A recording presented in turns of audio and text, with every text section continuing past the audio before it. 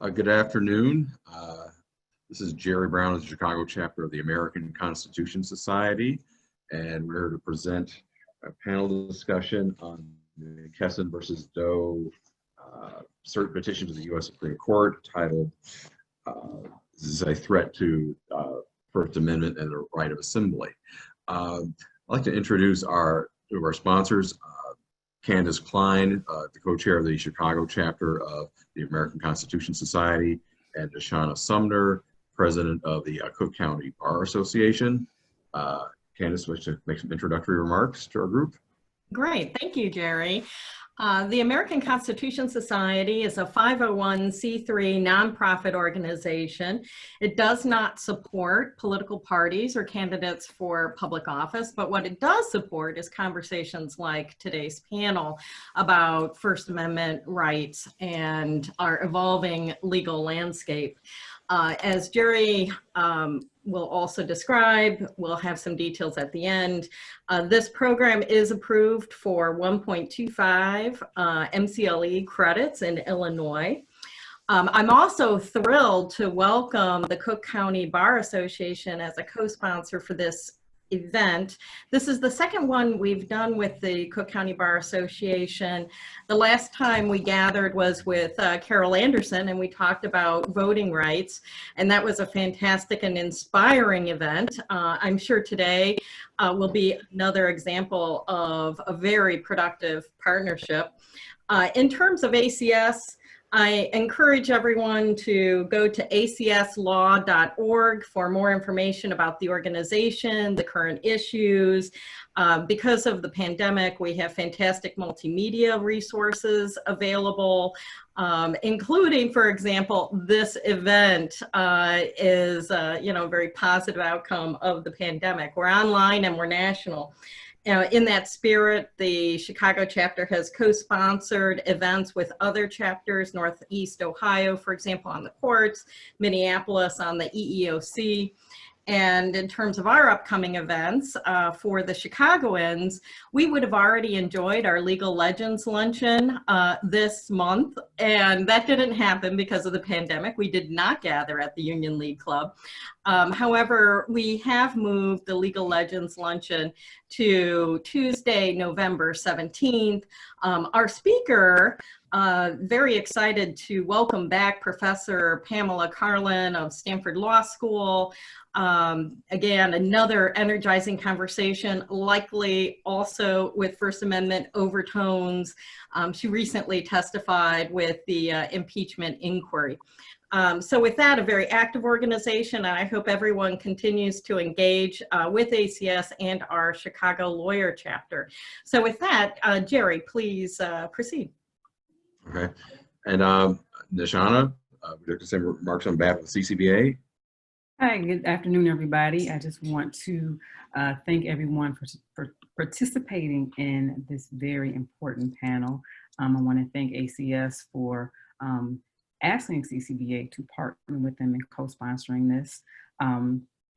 The Cook County Bar Association is the oldest association of African-American lawyers and judges in the nation. We are, in fact, 106 years old. We have many attorneys in the Chicagoland area that are members of our organization. As all organizations across the country, we have been affected by the pandemic, and we have been affected by the pandemic of systemic racism that exists in this country today. However, what we are doing is we are participating in seminars such as this. We are allowing our members and members of the community opportunities to gain knowledge about what is going on in the legal community and in this nation today. And we really appreciate the opportunity to co-sponsor and to learn from each one of these esteemed panelists. And we hope that everyone enjoys this panel. Thank you, Nyshana. So let's start with the introduction of our panelists. First, panelist is Professor Garrett Epps. He's a professor of law emeritus at the University of Baltimore and visiting scholar at the University of Oregon School of Law. He's the author of 5 books about the law, including American Epic, Reading the U.S. Constitution. He is a contributing writer at The Atlantic, covering the Supreme Court and constitutional issues generally, and he's written extensively about McKesson versus Doe case. Next is Professor Tabatha Abu El-Haj. She's professor of law at Drexel University's Kline School of Law. She's a leading expert on the right of peaceable assembly and has written extensively about it historically and in relation to Occupy and Black Lives Matter. As a First Amendment scholar, her primary intellectual interest is in approaches to enhancing democratic responsiveness and accountability. As such, she has also written about political parties, campaign finance, and the right of associations. Her most recent essay, Networking the Party, First Amendment Rights in the Pursuit of Responsive Party Government, appeared in the Columbia Law Review. Professor El-Haj received her JD PhD from New York University and clerked for the Honorable Harry T. Edwards on the U.S. Court of Appeals for the D.C. Circuit. Next is Professor Justin Hansford. He's joining us from the Howard Law Faculty as Professor of Law and Executive Director of the new Thurgood Marshall Civil Rights Center. Professor Hansford was previously a Democracy Project Fellow at Harvard University, a visiting Professor of Law at Georgetown University Law Center, and an Associate Professor of Law at St. Louis University. He has a BA from Howard University and a JD from Georgetown University Law School, where he's a founder of the Georgetown Journal of Law and Modern Critical Race Perspectives. Professor Hansford has also received a Fulbright Scholar Award to study the legal career of Nelson Mandela and served as a clerk for Judge Damon J. Keith of the United States Court of Appeals for the Sixth Circuit. And last but not least, Professor Geoffrey R. Stone is the Edward H. Levy Distinguished Professor, Service Professor at the University of Chicago's Law School. After serving as a law clerk to Justice William J. Brennan of the U.S. Supreme Court, Professor Stone joined the faculty at the University of Chicago Law School in 1973. He served as Dean of the Law School from 1987 to 1994 and Provost of the University of Chicago from 1994 to 2002. Professor Stone is the author or co-author of many books on constitutional law, including, among others, National Security, Leaks, and Freedom of the Press, forthcoming in 2021. Democracy and Equality, The Enduring Constitutional Vision of the Warren Court, Free Speech Century, Sex and Constitution, Top Secret, When Government Keeps Us in the Dark, Wartime and Liberty, and Perilous Times, Free Speech at Wartime, which won 8 National Book Awards. So to begin our discussion, I'd like to start with Professor Epps. You've been covering this case pretty much since its beginning in your columns. Can you tell us how this got started and how we got to where we are now with this case? First, let me thank the host, the ACS and the CCBA for inviting me. It's a great privilege to be here with this distinguished panel. I sort of feel that my role in this case has been similar to that of Kevin McCarthy in Invasion of the Body Snatchers, who keeps saying to the camera, "They're here, don't you understand? They're here." This is an extraordinary set of circumstances that has centered a very odd fringe legal theory that is a threat, I think, to basic First Amendment doctrine. It arose on July 5th, 2016. The police in Baton Rouge were involved in an officer shooting that ended up in the death of a man named Alton Sterling, who they said was resisting arrest. There was a lot of dispute about the circumstances. 4 days later, on July 9th of 2016, there was a protest organized by Black Lives Matter in front of the police department in Baton Rouge, which, among other things, for some time blocked the highway. One of the participants was DeRay McKesson, who I think most of you know as one of the national figures in the kind of loose confederation that is Black Lives Matter. And during that protest, the police arrested quite a number of people, including McKesson, and charged them with obstructing traffic, but those charges were dropped. They weren't able to really prove the offense. During that protest as well, someone in the crowd, and there's no allegation that it's Mr. McKesson, threw a brick or an object that hit a member of the Baton Rouge police in the head. He is identified only as Officer Doe. He's proceeding under a false name. But he suffered, and no one questions this, he suffered an injury that was serious and has cost him a good deal of money and pain and professional problems. And then he filed a lawsuit against a large number of defendants, including the hashtag Black Lives Matter, in federal district court in Louisiana. The trial judge initially dismissed the lawsuit against the hashtag. He could not find in the federal rules jurisdiction over hashtags.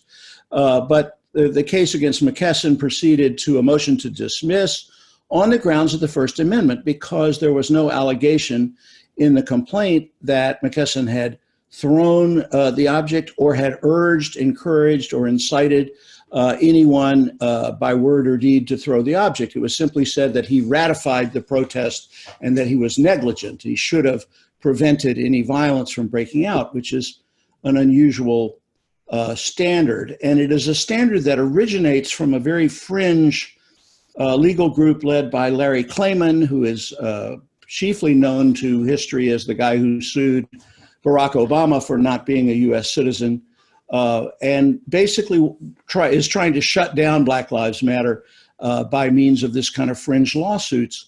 The district court dismissed the case and said, no, the precedent is that you can't assign this kind of liability to someone just because they were present or even just because they organized a protest, unless you can show some action they took.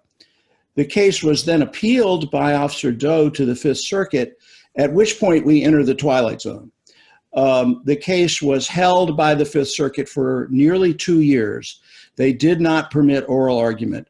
But in April of 2019, I think, they issued an opinion saying, yes, McKesson can be held liable because he was negligent for being part of this protest, and he is responsible to Officer Doe if Officer Doe can prove that he was an organizer of the protest. This set off alarm bells around the country. It's a real threat to the right to free speech. And we then had, I think Professor Abu El-Haj is going to tell you about the crazy course of the litigation since that decision. But basically what has happened over and over is that the Fifth Circuit keeps agreeing with itself, and it is now pending in front of the U.S. Supreme Court. Thank you. Professor Haj, the Fifth Circuit opinion, can you explain how has the Fifth Circuit ruled on this case, and what is the rationale behind its holding? Sure. Thanks also, I want to say, to the organizers for inviting me to participate in this. So I also was following this case when it was before the trial court, and when the trial court dismissed it, I thought, yep, done. And then it came back I actually stopped following it because I thought it was so obviously going to be affirmed. And then as we heard from Professor Epps, it wasn't.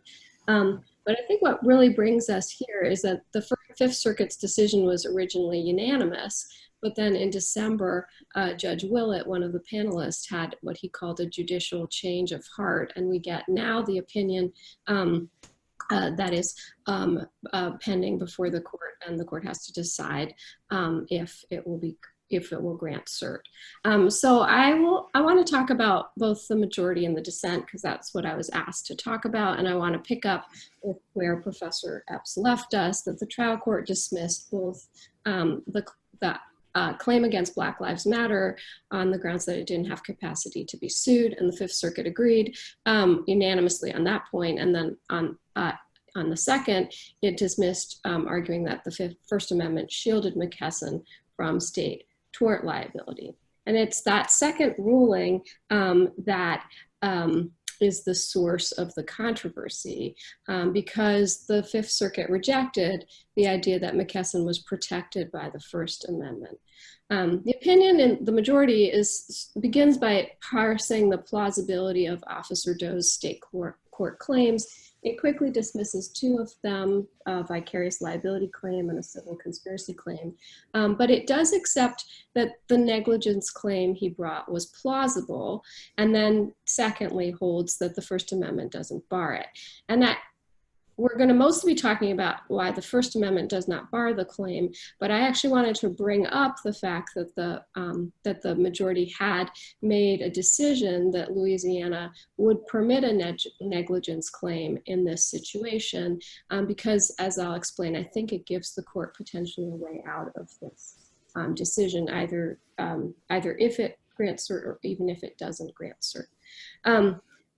Let's talk about the First Amendment holding. The district court's position was basically that McKesson was protected by NAACP versus Claiborne hardware, and argued basically that under that case, which I believe Professor Stone's going to go over in more detail, McKesson couldn't be subject to state tort liability absent an allegation that he authorized, directed, or ratified the violent behavior that caused the harm.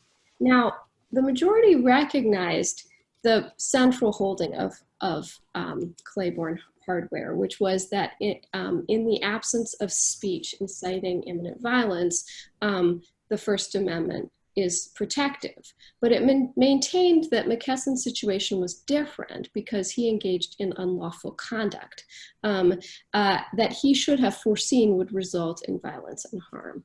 So one might characterize the Fifth Circuit's view, I think the most generous characterization is that regardless of the absence of speech inciting violence, McKesson's decision to lead others to block the highway, which was illegal, removed the First Amendment protection because he knew or should have known that violence would result. And he should have known this because he should have known that the police would act to disperse the assembly, and the assembly would therefore was likely to lead to some violence. I have to say, it's frankly a little unclear if this foreseeability relates to the fact that this is a Black Lives Matter protest, or that should be foreseeable in all contexts. I think if the underlying rationale is that it relates to the content of the protest, that would obviously be another grounds for reversing it, because it would be essentially a viewpoint discrimination claim. Or a viewpoint discrimination decision. In December, as I mentioned, Judge Willett had his judicial change of heart, and he filed a dissent, and that prompted the majority to rewrite its opinion and actually for the amicus, for the petitioner to refile for cert.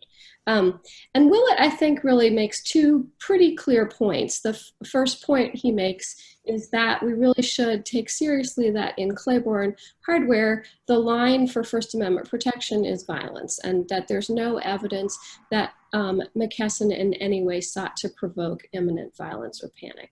It is that basis of dissent that gives rise to the majority's efforts to distinguish speech from conduct. And if we get later in the program to sort of what I think about what the Supreme Court should do with that, I will just lay out now that peaceable assembly is a form of conduct that is protected by the right of assembly, by the First Amendment textually. And this speech conduct distinction in the context of assembly, I think, is really problematic. And hopefully, as we see one more textualists on the court, this could be one benefit of that turn on the court.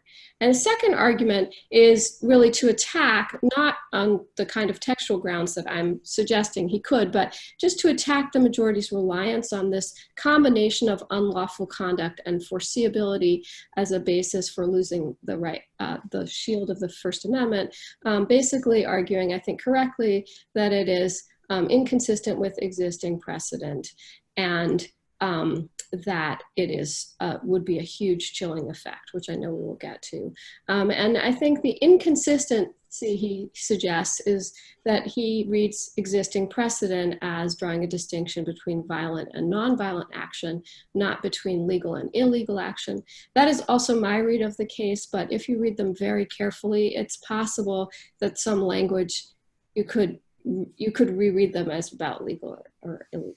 So the last thing I want to say before I hand the video over as opposed to the floor is this piece that I said about the threshold question of whether the Fifth Circuit properly interpreted Louisiana's tort law to provide a cause of action against McKesson. And so the majority said basically under Louisiana tort law, a protest organizer would owe a duty of care to the officers policing the protest.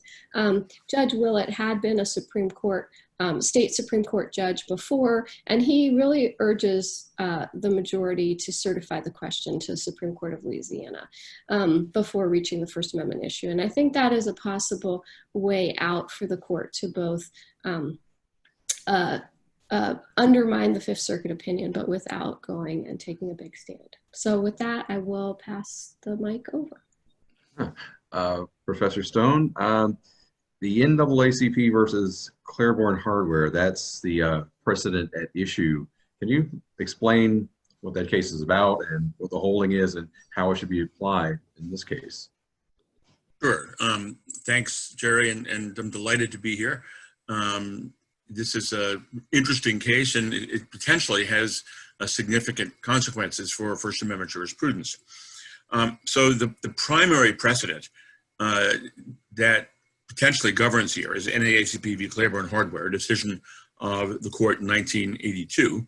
The case arose out of a series of events beginning in 1966, where African-American citizens of Claiborne County, Mississippi, in conjunction with the NAACP, began boycotting white merchants in the area in protest of the local government's refusal to enact policies addressing serious racial segregation and racial inequality in the community. Charles Evers, the field secretary of the NAACP, played an important role in the boycott. During the boycott, several African Americans who continued to do business with the boycotted businesses were subjected to various forms of violence in order to deter or to penalize them from continuing to do so. Examples of this were rocks that were thrown through their windows, tires on their cars were slashed, and so on. Evers, at one point, made a speech telling African Americans that if we catch any of you going into these racist stores, we're going to break your damn neck. The owners of the white businesses that were boycotted sued Evers and the NAACP for their losses caused by the boycott, on the theory that they had, even though the boycott itself was protected by the First Amendment, that they had, by engaging in violence or encouraging violence, severely made more dramatic the losses that they suffered from the boycott. In a unanimous 8-0 decision, the Berger Court held, in an opinion by Justice Stevens, that the First Amendment precluded any such liability. There are two key conclusions in the opinion. First, that the boycott itself was legal and protected by the First Amendment, and therefore, if the boycott had negative consequences that flowed naturally from the boycott, those who organized the boycott could not be held liable for those. Second, although those who used violence against those who didn't boycott could be punished for their violence, for breaking their windows or their cars or whatever, that neither Evers nor the NAACP nor any other organizers or participants in the boycott could be punished for those violent acts, because they did not incite violence within the meaning of Brandenburg, nor did they expressly direct or approve or ratify it. So in effect, what they said is that the organizers of the boycott could not be held legally accountable for the actions of other individuals which were designed in their own views to further the effectiveness of the boycott, because they did not ratify or incite individuals to engage in that behavior. Evers' comment that I quoted before was probably the closest example of that, but as the court made clear, this was not express advocacy of violence likely to have a clear and present danger of grave harm, and therefore the speech was protected by the First Amendment. And thus, the court held that to hold them liable because other people chose to engage in illegal and violent activity would violate their First Amendment rights to engage in a constitutionally protected boycott. So the question is Claiborne Hardware controlling in this situation here? And on the one hand, the argument seems pretty clear that here we have behavior that was expressive, the protest. And if there were individuals involved in the protest who did engage in illegal activity, as someone in fact did, presumably in this situation, that's not legally attributable to the organizers of the boycott who were engaging in protected First Amendment speech, unless they directly and concretely encouraged the violent activity, which no one can prove or suggest here. The argument that the Fifth Circuit indicates that would distinguish Claiborne Hardware, or arguably distinguish it at least, is that a key element of Claiborne Hardware was that the boycott was itself fully protected speech and fully protected by the First Amendment. The argument here would seem to be that the protests took place in circumstances in which they arguably were not protected by the First Amendment because of the disruption that they caused, and that therefore people who participated in those protests could be punished for doing so. And if those protests led others to engage in illegal activity, then the organizers of the protest, unlike the organizers of the boycott in Claiborne Hardware, could theoretically be held accountable because they were not engaged in First Amendment activity. They had stepped outside of the First Amendment by organizing an illegal protest.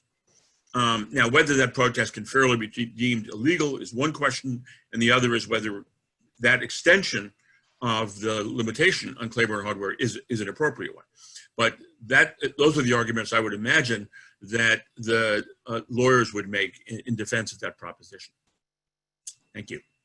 Okay. Professor Hansford, in your cert petition, you addressed the issue of one, if the Fifth Circuit opinion stands, the likely disproportionate harm to minority protesters, and also the trend towards increasing the penalties, both civil and criminal, against protest activity.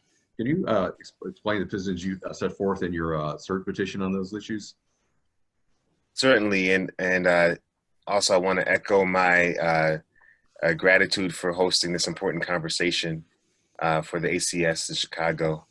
I myself am, I think it's very clear to many. A couple of days ago, Attorney General Barr was asked a question by a member of Congress, which pointed out the ways that Black Lives Matter protesters have been seen as threats, even categorized as terroristic threats to the Republic, as opposed to, say, the people who were storming capitals with guns during their early days of the pandemic on the grounds that they wanted to end any sort of stay-at-home orders. And the history of disproportionate policing of protests is pretty well known and self-explanatory. But I think that one thing that is interesting is trying to understand the expansion of efforts to use the law to limit protest activity, both in the criminal and the civil space. Doe versus McKesson representing one of the largest offensives in the civil space, but I wouldn't want to go too far without acknowledging what's on everybody's mind. I'm sure things happening in Portland, federal agents engaging in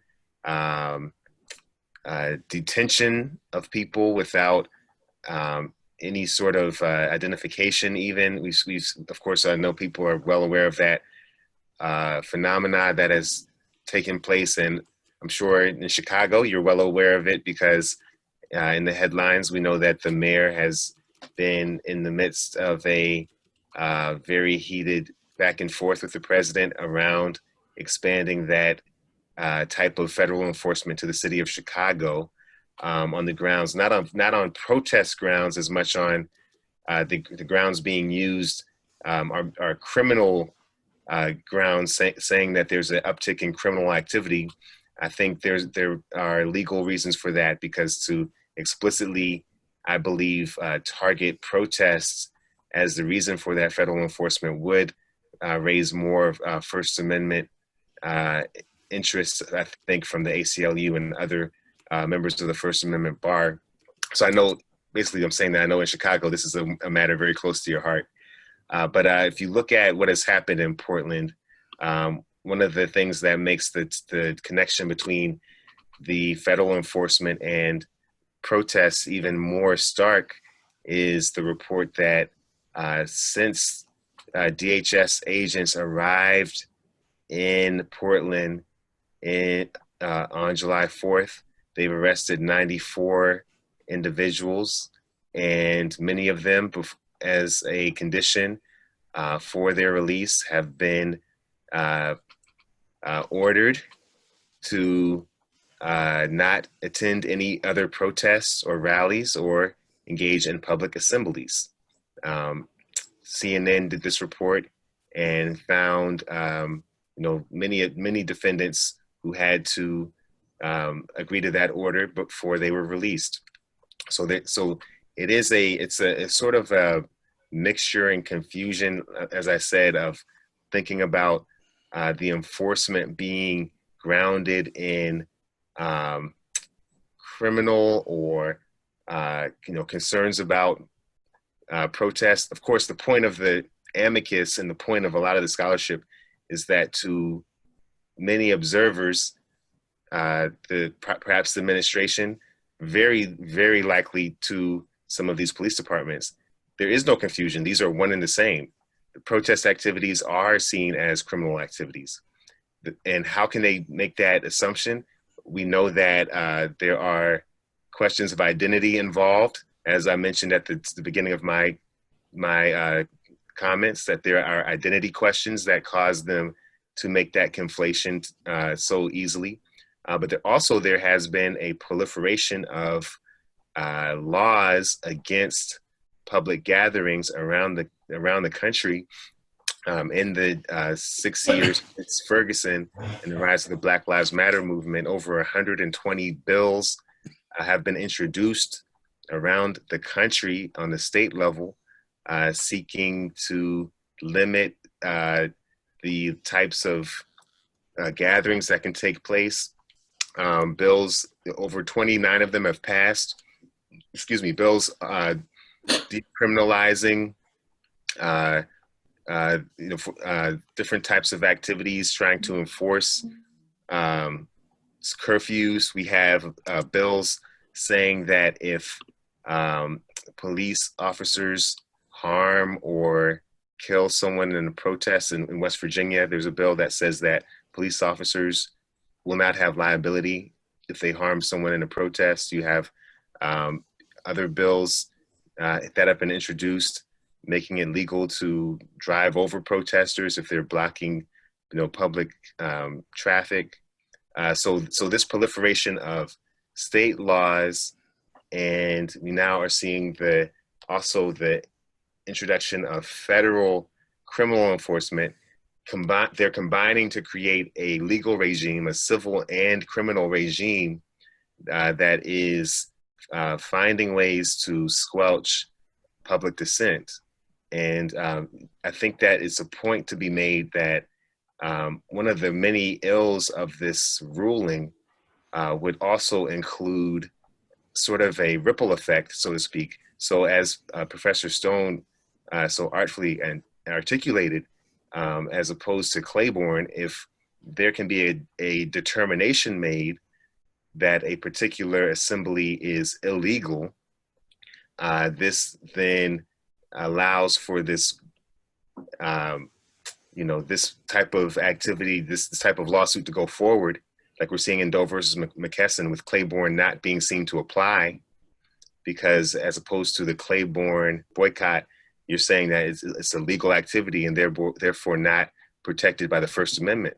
Well, what we have in this at the same time with 120 bills being introduced around the country to expand the types of assemblies that are illegal, you're also expanding the application of this same type of doctrine and making it easier for these, third-party activities to create liability regimes that harm organizers of protests. So the state level, local level expansion of anti-protest legislation works hand in hand with the Supreme Court case, which says that if any assembly is illegal, then Claiborne hardware will not apply, and it can be made illegal through statute, and that's exactly what these statutes are doing.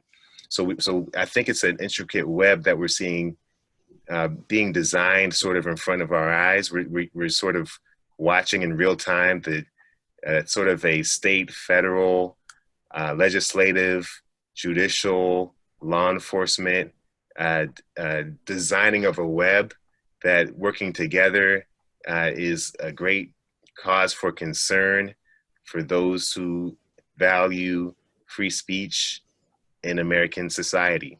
And so I'm very proud to have been part of a group of attorneys who are working to try to fight against that type of effort. Thank you. I'd like for all of you to comment on this. This appears from a story that from Dahlia Lithwick, and she starts by citing Barr's testimony, Professor Hansford is remarked to. Barr claimed that unmarked vans were used on protesters so they could pick them up where they were, so there was a less risk of a mob response. He further claimed that there could be probable cause for law enforcement officers to arrest and detain innocent protesters simply because they had been standing next to someone else suspected of using a laser against law enforcement, or because it could mean the person ditched the laser. A peaceful protest thus reverts to a violent mob if one person throws a bottle of water, or if an unarmed protester fails to clear the perimeter when told to disperse. Barr is further quoted, "It is appropriate to use tear gas when it's indicated to disperse an unlawful assembly." In other words, in Barr's hands, the freedom of assembly is transformed to mass guilt by association. Neither he nor Monahan could explain when and how one protester hell-bent on violence turns an entire peaceful protest into an angry mob, or why a thrown bottle of water should be met with pepper spray. So I'd like to hear from all of you actually on what do you think of the issue raised. If you have protesters, peaceful protesters standing next to non-peaceful ones, does that just turn the entire protest into an illegal assembly that's then stripped of First Amendment protection? Professor Epps, would you like to start?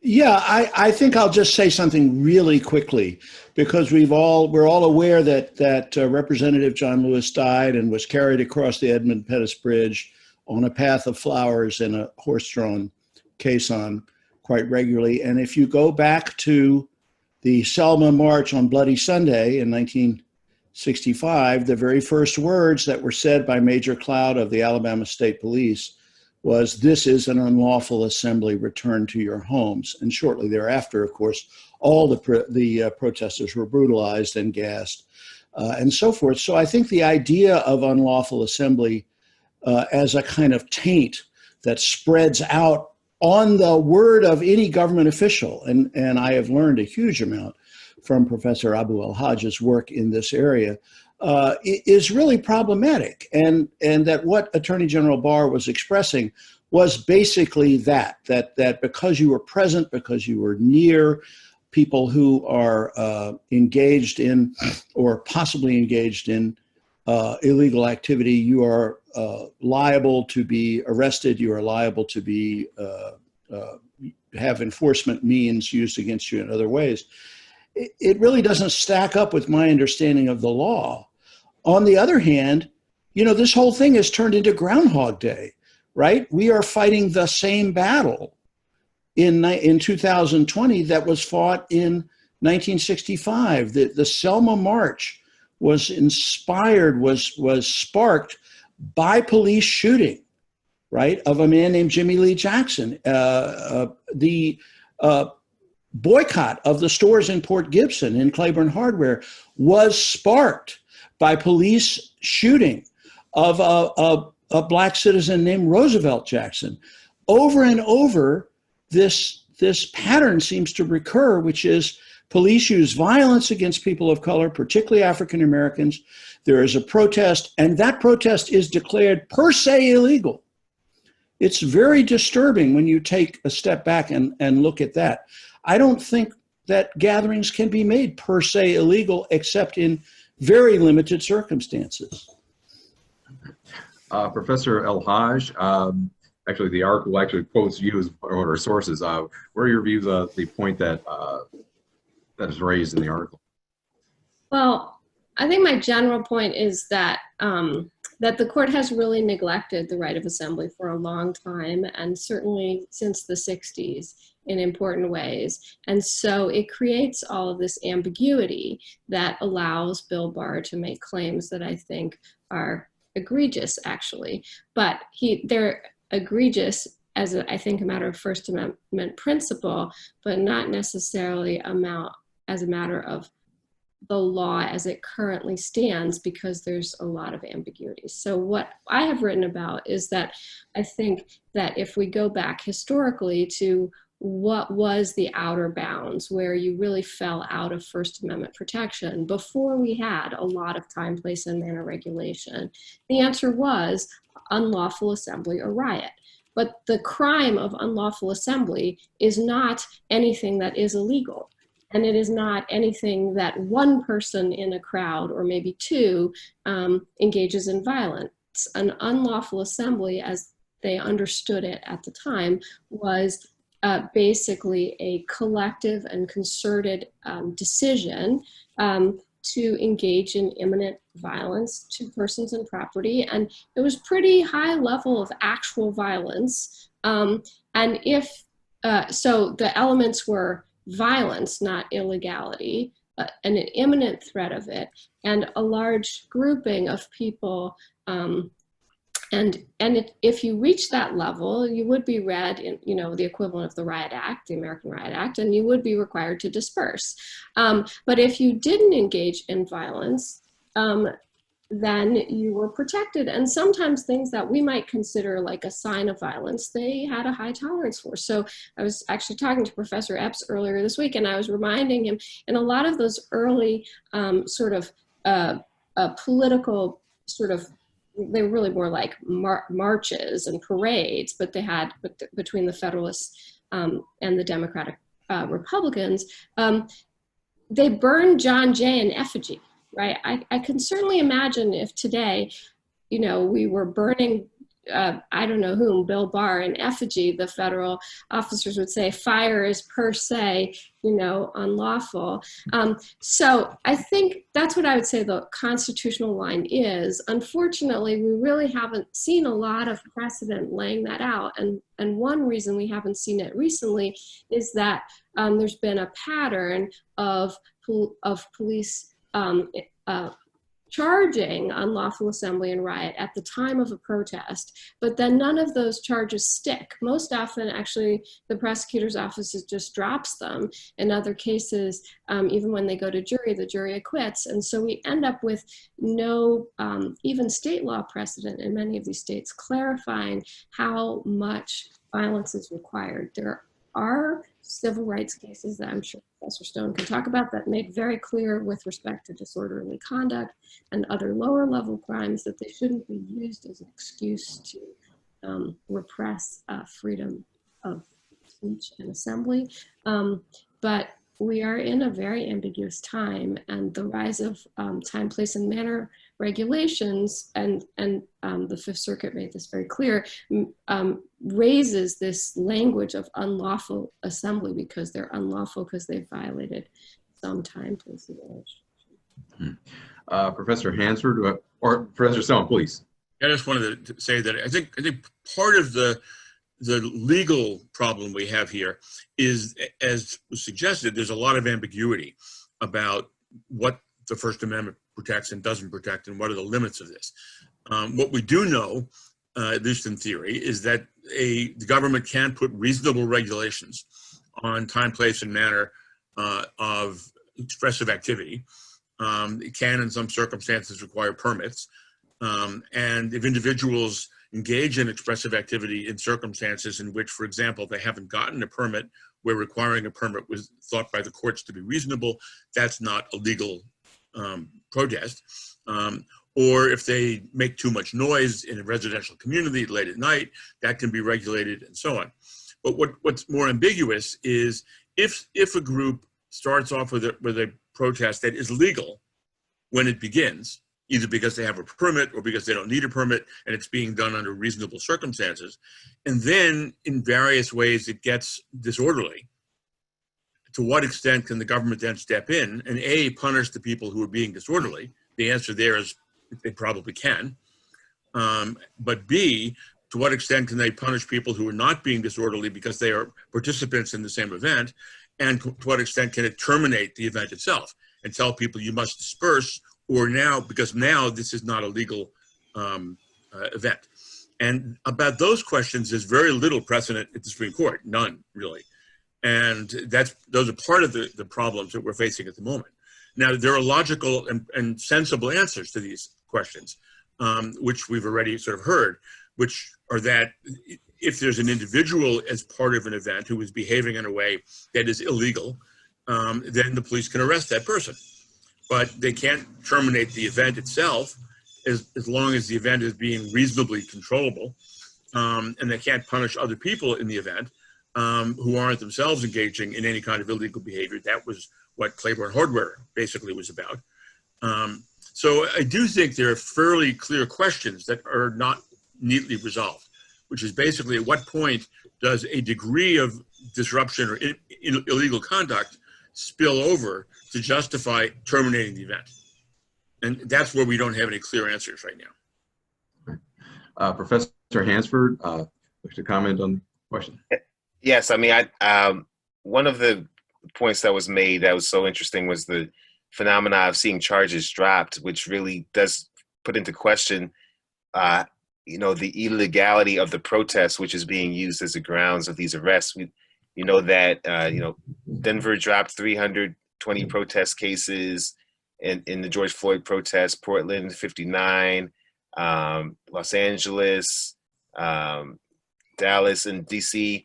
There are over 300 arrests. But another interesting point is that a lot of these arrests are also for curfew violations, arrests that don't even allege any sort of violence, but the presence at the protest under the curfew violation theory is enough to make that presence illegal. But the problem with these curfew arrests is that many of these curfews are very questionable constitutionality. We saw both in DC and New York, as soon as the protests were challenged by local ACLU groups, we challenged one in DC, the protests were lifted. And because the lawsuits were trying to obtain temporary restraining orders, protests, curfew implementations were not really litigated in court like they could have been.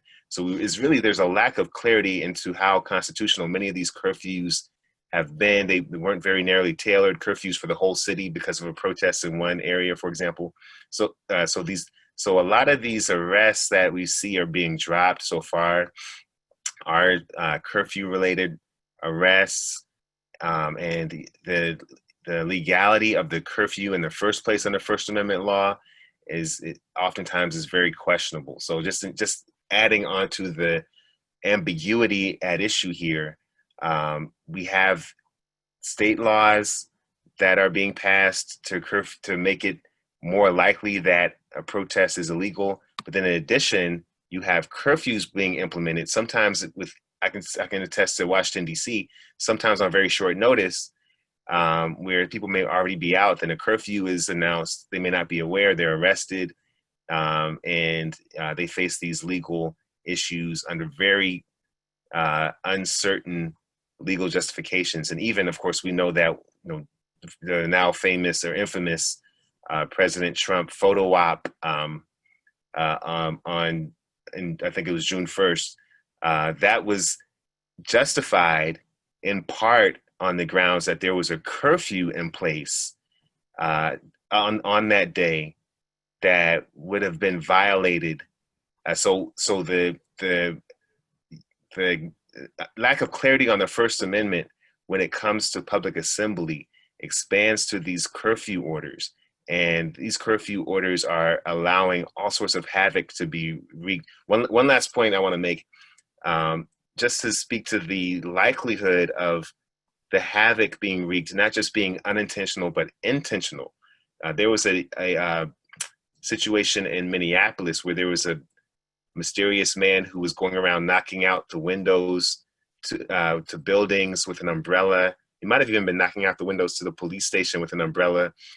Nobody knew who he was. It turns out that the police identified him, and it was a white supremacist who was intentionally damaging property in Minneapolis with the idea of trying to create more havoc for the protest. So it is clear that, you know, we now have identified confirmed cases of people taking advantage of this ambiguity in the law, knowing that if they damage property, maybe a curfew will be issued. In the Doe versus McKesson case, you know, the worst case scenario, a person understanding Doe versus McKesson goes, damages property, escapes, and leaves that liability for the protest organizer. It's not a fictitious or theoretical situation now. We have proof in Minneapolis that it is a strategy that is being used.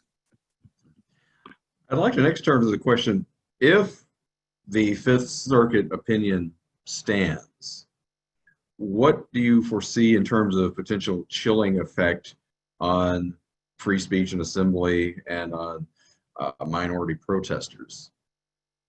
Professor Hodge, would you like to start? So I think first it depends on if it stands because they don't grant cert or if it stands because they do grant cert and they affirm it. And the latter would be much worse than the former. The former would be only apply to the jurisdiction of the Fifth Circuit. But within that jurisdiction, I think that a lot of what I would agree with, a lot of what Professor Hansford has already said, right? You could get a situation where, you know, if the Wall of Moms shows up in Louisiana and they stay out either like past curfew or just stand there after they've been ordered to disperse when they don't think that that's an appropriate order, and there's damage to the courthouse or to somewhere else, they're going to be subject to personal liability. Assuming that there are, I think there's a separate question about whether under tort law this really is a reasonable claim and how many states would have a similar claim. But I think the broader principle and what one I would hope from the court at the very least, if it takes the case, is that I think the principle of that you cannot be held responsible for the violent acts of someone else where you were not in concert with them, right? I think that principle actually would solve a lot of the issues that are ambiguous right now under Bill Barr. Of course, it wouldn't. Civil liability is different from criminal liability. It's different from an order to disperse, but it would go a long way towards clarifying what I do agree is the central problem, which is even if we can agree it has to be violent activity, how much violent activity before you can order a dispersal? I think that a new affirmation from the Supreme Court that you can't be sort of vicariously associated with lose your First Amendment rights because you're in the vicinity of people who are acting outside of the bounds of the First Amendment, I think would go a long way when combined with the reaffirmation of Brandenburg that imminent threats of violence are really the outer boundary of the First Amendment.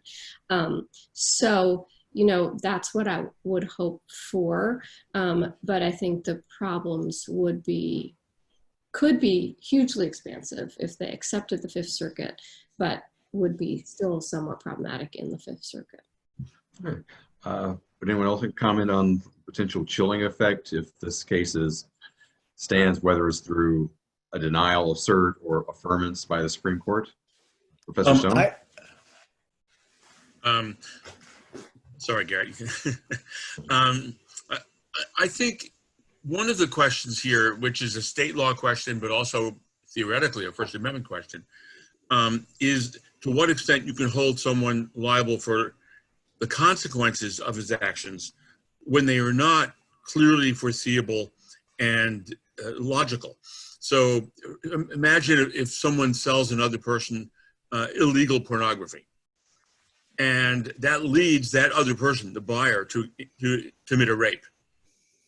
Now, the person who sells the illegal pornography is not protected by the First Amendment and can be punished for violating the law against selling pornography. But it's inconceivable that you would hold that person liable for the rape that took place. That's just not the way the law functions. And that principle, that logical point, I think is what's also being violated by the Fifth Circuit decision here.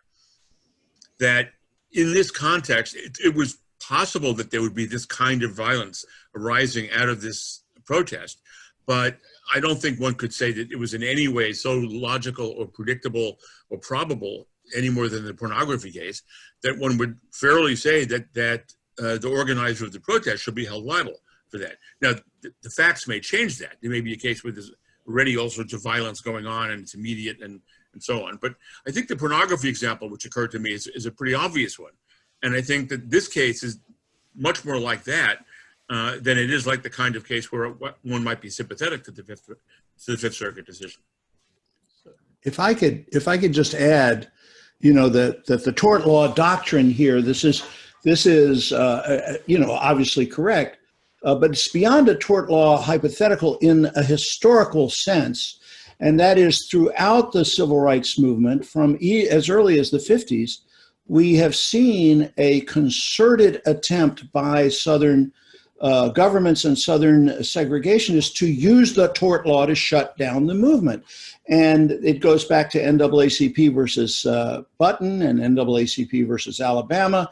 New York Times versus Sullivan was a very conscious, explicit movement by Southern governments to use the defamation laws as a way to chill news coverage of civil rights protests or participation in it. And again, NAACP versus Claiborne Hardware, which was decided fairly late in the game in the 80s, came out of the similar kind of explicit movement. This is the weapon we've been looking for. This will shut these protests down because they will threaten to bankrupt people who organize them. Charlie Evers being a very substantial businessman in Port Gibson. So I think that the chilling effect is potentially substantial. And to be honest, I don't think it's accidental.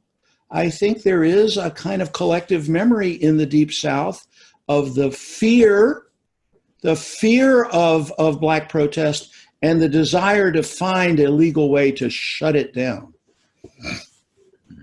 I'll that very quickly. I also agreed. I don't think the chilling effect is accidental. We saw both in the criminal and the civil efforts here. We know that protesters do have to, at some level, make a cost-benefit analysis. I talk about how in Ferguson, as people started getting arrested more, people had to worry about whether that arrest would affect their ability to apply for employment, or would they be forced to lose their job. So people had to make real decisions around engaging with the criminal law. And of course, with the civil liability possibilities out there, it's the same thing. And we've seen the efforts, again, whether it's the federal enforcement here being grounded not in protests, but in this idea of public safety, or the curfews being implemented on the grounds of public safety. It doesn't really make sense because we're in a time of pandemic, and if you arrest people, then they won't be able to social distance, and they're going to be less safe because of the arrest. So you're seeing these justifications being made for the enforcement of these regulations that are not logical justifications. It can't be a public safety effort if you're going to put people at more risk when they go out and protest by taking off their masks. In many cases, their masks are removed and they're put into places of confinement where they cannot socially distance. So you're putting them at more physical risk. So in that sense, it also makes it seem less likely that sort of public safety concern justification is the one that is the real justification, and it's more likely to be intentional, as Garrett suggested. I have one last question for the panel, and then we have some questions in our chat room. If the Supreme Court grants cert, how do you expect the court to handle this case? Professor Stone, would you like to hazard a guess? My guess is that the court would overturn the Fifth Circuit, partly because they're going to do, the 5 justices in the majority are going to do enough bad things that matter more to them than this case does. And I think they will overturn this either on very narrow grounds, or perhaps by taking a more ambitious approach to the protection of free speech here, probably the more narrow grounds. But my guess is that they won't uphold and affirm this result, because again, in the realm of what I think their agenda is, this doesn't accomplish all that much that they care a lot about. And they want to maintain the appearance, at least, of being a court. And this is a fairly easy one for them to come out the, quote, right way on, even if they do it in a very narrow way. So that would be my guess, if they take the case. Okay. Professor El-Haj? Yeah, I think I agree with that assessment. I think that the only possibility for not so much a broader holding, but a broader rhetoric in the opinion is that I do think there's some reason to think Chief Justice Roberts has been somewhat appalled by President Trump's sort of repeated violations of democratic norms around the First Amendment, criticism of judges, neutrality, criticism of the press, criticism of anyone who disagrees with him. And these protests are an example of dissent and protection for dissent.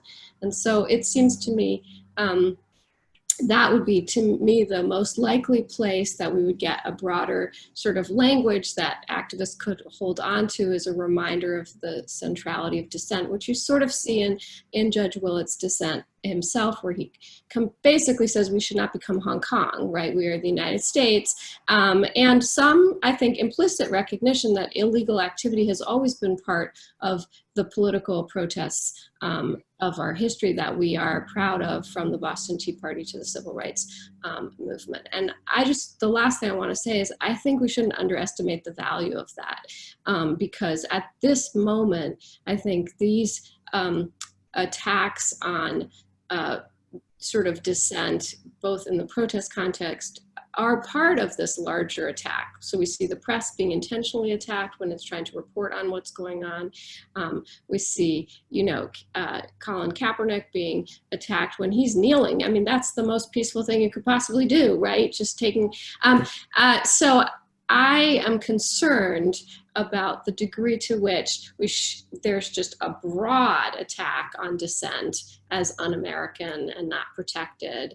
And therefore, if the only thing they do is reaffirm that, that would still be something that we shouldn't underestimate.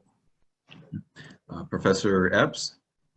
Well, I will defer to the predictive judgment of my fellow panelists. I will say one thing to be aware of, and I, in part, have learned a great deal about this from Professor Abu El-Haj's work, is that we've seen a shift in Supreme Court doctrine from a sort of general law of free expression, which obviously peaceful assembly is part of, into a law of pure speech.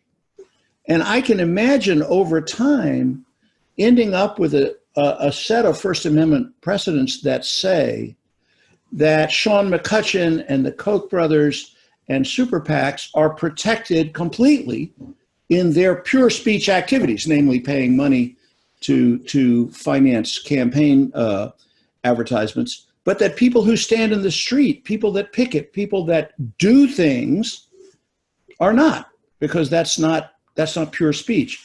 I don't think that's anyone's planning. I'm not saying that's a conspiracy, but I think there is the danger because, the peaceful assembly doctrine is not very well developed, and it's worrisome. Professor Hansford? I don't think I have much to add on that. I agree with that assessment. Claiborne hardware does seem like one of these really historic, significant precedents that you would think would be likely to be upheld by a Supreme Court that in its jurisprudence has been really sort of obsessed with history, and more so than anything else. I think that might play a role in making sure that we get that fifth justice. Okay. We have a couple of questions in the chat room. First is, can an assembly that blocks traffic on a bridge make the assembly unlawful?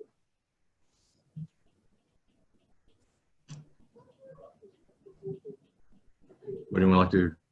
Well, I think that depends on the jurisdiction where the traffic blockage is taking place. There's a website called the U.S. Protest Law Tracker. I can if I'm able to put a link in the chat, I don't know if they would be able to see that, but you can track state and local laws on the question of protests on this tracker, and learn more about what the laws are in your particular jurisdiction. But there are jurisdictions, I think Missouri, for example, is one where there is a particular statute specifically designed to criminalize obstructing traffic. That is actually a felony statute. Tennessee passed a new one in 2017 that imposes a $200 fine and up to 30 days in jail for the language is intentionally, knowingly, or recklessly obstructing a public highway or street, including in the course of a protest. So it really depends on the state. There are other states where that is not the case. If I could say, I think as a First Amendment matter, a jurisdiction, city or state, town, whatever, has to make available reasonable opportunities for people to engage in expressive activity on public streets and sidewalks and parks and so on. And so one has to look at it more broadly in terms of, not just is there a particular street off limits, but are there streets available that enable fair and appropriate protest activities? And one of the constraints on the government on these things is that they often want to have parades and so on for their own purposes. And once they do that, they can't shut it down for others. So that sort of creates at least a minimum amount that's available. But basically, the First Amendment rule is reasonable regulation. And there always has to be at least reasonable opportunities for marches and protests and so on, even if you don't get to pick the particular time and place that you'd like.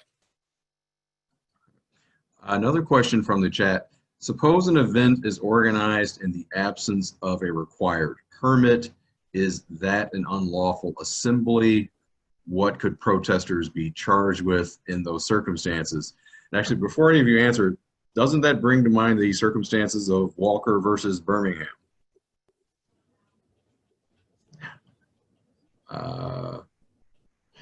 Would anyone like to have a response?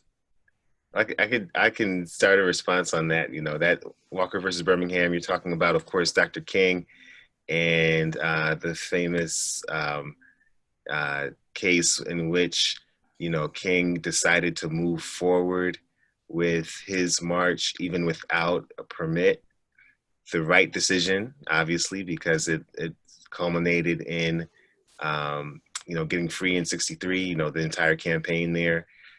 So that case is a case that I would recommend any law student read, because it's a case that talks about some of the fundamentals and of course understanding, and also not just the case, but reading Dr. King's writing on what his decision making was in that situation as well. Just speaks to the fundamentals of what we're all talking about here. His argument was that there's a higher law than you know, these laws here around permitting or around, you know, whatever it is that would stop him from protesting. And he felt like he was actually following the law by moving forward without his permit. He was following the higher moral law, that anything that was degrading human personality was something that it was his responsibility to oppose, and segregation degraded human personality. But that case, from the Supreme Court's perspective, was you know, one of the more interesting cases that you'll read as you see them try to debate without actually mentioning Dr. King's name. They try to debate, you know, what's the right thing to do in this situation. And it's a wonderful, wonderful dissent, I believe, by Justice Douglas, if I remember correctly, that, you know, lays out both sides of this situation where clearly Dr. King would not have gotten a permit in Walker versus Birmingham. I want to be clear about that. Dr. King did not just callously say that he did not feel like applying for a permit to march, you know, do his Selma march. He said that accurately, they would never in a million years give a permit, and they're finding every loophole that they could possibly find to deny a permit to Dr. Martin Luther King. And so for him to wait until they finally agreed to give him a permit before having his historic marches would have been a huge mistake in American history. We have one more question from the chat room. Unfortunately, there has been extensive violence and other dangerous illegal activity associated with the protests, both recently and in the past. What does the panel think the government can do that would both comport with the First Amendment and be effective, i.e. put a quick stop to the violence? Well, I will speak about Philadelphia. I think the first couple nights in Philadelphia where there was widespread looting, and I mean, not just 4 blocks, but much of Center City into West Philadelphia. And I think that those protests, whether one is sympathetic or not with that level of anger, that anger was not protected by the First Amendment, and those actions were not protected. And I think that the curfew in Philadelphia in the first couple days was reasonable and would have been upheld. Sorry, there's a lawnmower, which is the problem with doing these things from homes. I don't know if it was justifiable for 6 days, but in the first couple days, I think there's plenty that can be done when you really see the emergence of a mob. And I think the problem is, I will speak for myself, but I look at the protesters on Lafayette Square and I see maybe some people throwing water bottles, which probably is beyond the bounds of the First Amendment, but it does not seem to be a mob. And I think the other thing about this permitting issue is that we do need to remember that one of the problems is that law enforcement has so much discretion over when it does and doesn't invoke this line. So many of the Occupy protests, as I've written about, were unpermitted, and they were permitted to stay for, you know, a month or 6 months. But then the fact that you can use the absence of a permit to disperse them when you feel ready to creates, I think, a First Amendment issue at a fundamental level of principle, which is it's an arbitrariness. Like, I think I can go out. And so in Philadelphia, we have extensive permit requirements, but by and large, there's like some implicit rules, like don't go into the highway or we're going to disperse you. But how well are those rules articulated to protesters? Probably pretty clear to the longstanding organizations, but less clear to individuals reacting to a particular event. And I think that adds a whole other layer of complexity. But I think there are plenty of things that the government can do to restrict protests when they become violent. Can I say, and I'm speaking now in terms of Portland, because I've been up there and seen what's been going on. And if you follow the news, you see the situation now in Portland. It seems to me the first responsibility of government, you know, it's like the Hippocratic Oath, do no harm. And what government has been doing in a number of situations is militarizing protest from the very beginning. People march, people are in the street, and they're suddenly confronted by armored vehicles, by cops in body armor and masks, by tear gas and so forth. And the predictable result is that the violence escalates. It seems to me the first responsibility of law enforcement when confronted with some lawbreaking or potential lawbreaking is to try to de-escalate the situation to the point that it can either stop or those doing it can be peaceably arrested. That's the first thing government should try. It's not always possible, as in the case in Philadelphia. But we now have managed in Oregon to get the federal troops out of the Wayne Morse courthouse. They're no longer a factor in those demonstrations. And last night, for the first time in many, many nights, there was no violence at all. There was simply a peaceful demonstration in front of that courthouse, which is where demonstrators belong, in front of a government building. Well, we are now at 1:16, so we're past our stopping hour, but I want to thank our panelists enormously for your wonderful presentation, your remarks, and thanks for the audience for tuning in. And this event was recorded, and the recording will be available. So have a good day for everyone, and thanks very much. All right. Thank you, Jerry.